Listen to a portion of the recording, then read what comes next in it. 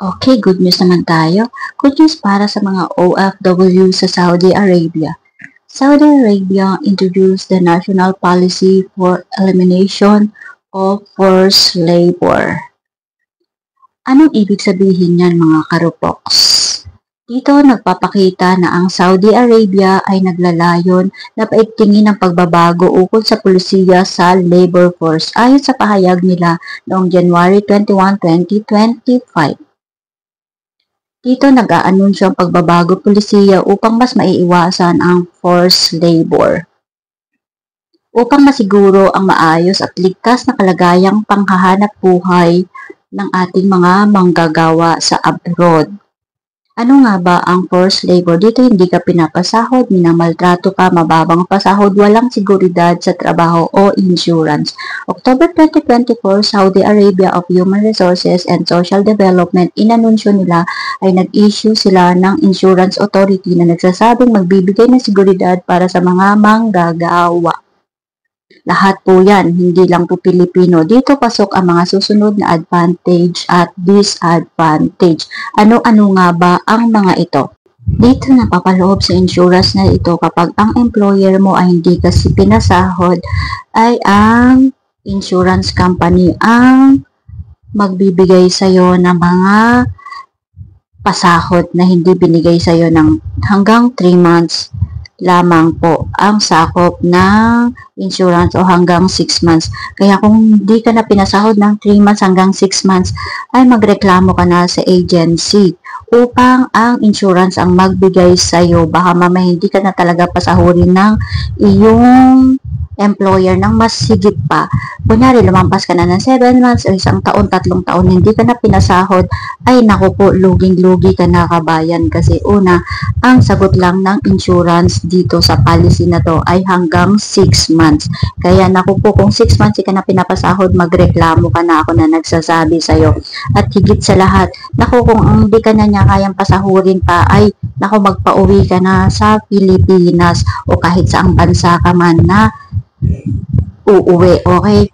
Kasi dito po ay napapaloob dito sa policy na to na ang employer mo ang magbibigay ng dapat na mga travel assistance, ganun ka. So, kung hindi nga kaya ng iyong employer o iyong company, ang insurance po ang magbibigay sa iyo ng travel assistance. Nandyan po yung ESB. Yan po yung mga sahod nyo ng hanggang 6 months po. Ayan po yung mga nagsara yung company, yung hindi ka na pinasahod ng iyong employer. Dahil dito sa insurance authority nito ay hindi ka maaring makakuha ng isang manggagawa ka sa bahay mo yan, skilled man yan, kung wala kang insurance authority. Simula po ito noong October 2024. So, dapat alam mo na ang iyong amo ay may insurance authority siyang pinirmahan. So, ibig sabihin kapag 6 months hindi ka na niya pinasahod, ay ang insurance po ang magbibigay sa iyo ng pasahod. At kasama po dyan yung travel assistance para makauwi ka sa Pilipinas. Okay? Pero ito naman po yan kapag ikaw na manggagawa na OFW ang gumawa ng hindi maganda sa iyong employer. Kunyari, tumakas ka at hindi ka patapos ang iyong mga kontrata, ay ito ang gagawin ni employer. Siyempre, o kaya ayaw niya ng ugali mo, ibabalik ka niya sa agency. Siyempre, pupunta ka ngayon sa agency. At ngayon, dahil hindi mo tinapos yung kontrata mo at umalis ka sa kanya, ang gagawin ni employer ay magre-report yan sa agency na hindi mo nga tinapos ang iyong kontrata. Tapos ito pa, dahil hindi mo tinapos ang iyong kontrata ay napapaloob sa insurance authority na ang agency ang magbabayad sa iyo o ang insurance na yon na napapaloob doon. So ngayon, dahil si agency ay aabonohan yun. Kasi, syempre, si insurance authority, paano kung hindi pa agad makapagbigay? Yung employer mo ay atat na. Gusto nang perahin lahat ng compensation na kailangan niya. O di, ngayon, si employer, pag humingi ng compensation, at si insurance authority hindi nagbigay. Siyempre ngayon aabonohan ni agency. Kaya maraming nagtatagal na OFW dahil siyempre si agency nag-abono siya ng compensation na yun ay naku iipitin at iipitin kanyan at hindi kanyang pauuwiin, ililipat at ililipat kanyan employer hanggang sa makabawi siya dun sa ginastos niya. Kaya hanggat maaari dapat alam mo ito.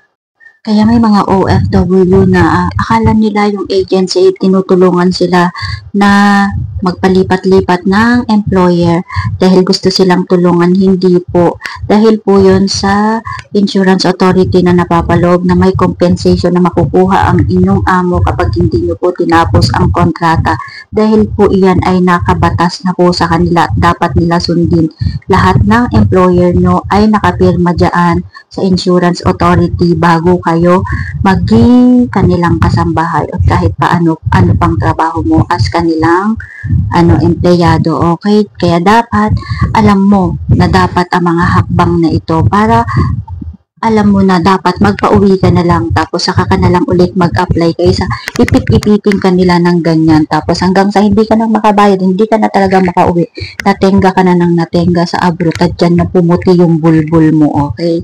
So bago pumuti dyan yung bulbul mo, magpauwi ka na sa Pilipinas. Okay? Karo po sa susunod pa nating mga videos. Okay? Subscribe na.